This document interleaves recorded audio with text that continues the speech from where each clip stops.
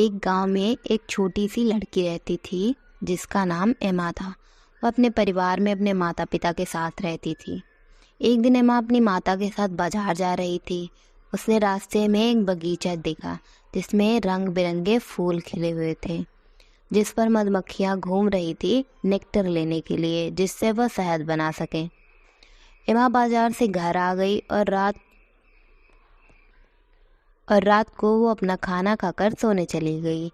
जब वह सोई उसके बाद उसकी आंख एक अनजान जगह पर खुली।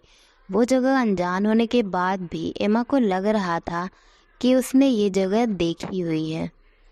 उसके बाद एमा इधर उधर घूमकर देखने लगती है तो उसे समझ आया कि ये वही बगीचा है जिसे उसने सुबह बाजार जाते समय देखा था। इस समय बगीचा थोड़ा अजीब सा लग रहा था। नहीं, बगीचा ठीक था, पर एमा थोड़ी छोटी हो गई थी। वो फूल के पौधों के समान हो गई थी।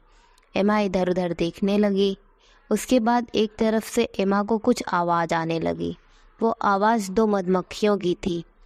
वो आपस में बातें कर रही थी कि उन्हें अपनी रानी मधुमक्खी के लिए जो शहद बनता है उसके लिए उनका काम है कि वह बाहर से जा करके फूलों में से नेक्टर को इकट्ठा करना, जिससे कि वह शहद बना सकें। और शहद की रखवाली वहाँ की रक्षक मधुमक्खियाँ करती थी। मधुमक्खियाँ नेक्टर इकट्ठा करके अपने छत्ते की ओर चल देती हैं।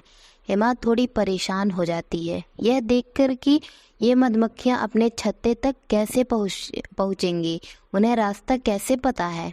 फिर एमा को पता चलता है कि ये लोग झुंड में रहती हैं और जिस रास्ते से ये जाती हैं अपने साथ साथ एक विशेष प्रकार की गंध छोड़ते हुए जाती हैं, जिससे वह वापसी के समय अपने छत्ते तक आसानी से पहुंच सके। एमा चुपके से एक मधुमक्खी की टोकरी में घुस जाती है और उनके साथ ही वह भी उनके छत्ते में चली जाती है। एमा देखकर बहुत हैरान हो जाती है जब उसने देखा कि मधुमक्खियों ने भी इंसानों के जैसे ही अपने घर बनाए हैं, जिसमें अलग अलग कमरे थे जो इस्तेमाल किए जाते थे अलग अलग कामों के लिए। एमा पूरे छत्ते में टहलने लगती है। फिर उसने देखा रानी मक्खी के कमरे को। रानी मक्खी अंदर अंडों की देखभाल कर रही थी। रानी मक्खी का काम बस अंडे देना और उनकी देखभाल करना होता है। फिर एमा ने देखा कि कुछ पहरेदार उसकी तरफ ही आ रहे थे।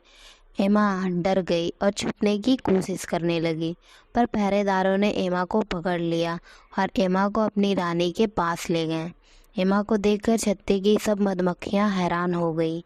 कुछ ने कहा कि इसे सज़ा देनी चाहिए। एमा डर गई। सबको रानी मधुमक्खी के आदेश का इंतज़ार था। रानी मक्खी ने एमा से पूछा कि तुम यहाँ कैसे आई। एमा ने अपने साथ हुआ सब कुछ बताया कि वो कैसे छत्ते तक पहुंची। रानी मक्खी एमा को देखती रही। फिर उन्होंने अपना फैसला सुनाया और कहा कि एमा हमारी मेहमान है और मेहमान भगवान समान होते हैं, तो हमें एमा के अच्छे से खातिरदारी करनी चाहिए। एमा ने पेट भरकर वहाँ शहद खाया और फिर उसके बाद कुछ मधुमक्खियाँ एमा को उसी बगीचे में छोड़ आई। एमा फिर से इधर उधर देख ही रही थी कि उसका पैर एक गड्ढे में जा गिरा और वो नीचे गिर गई। और उसने जैसे ही ऊपर देखा तो सामने उसकी मम्मी खड़ी थी, जो उसे नींद से जगाने के लिए आई थी और एमा की नींद खुल जाती है।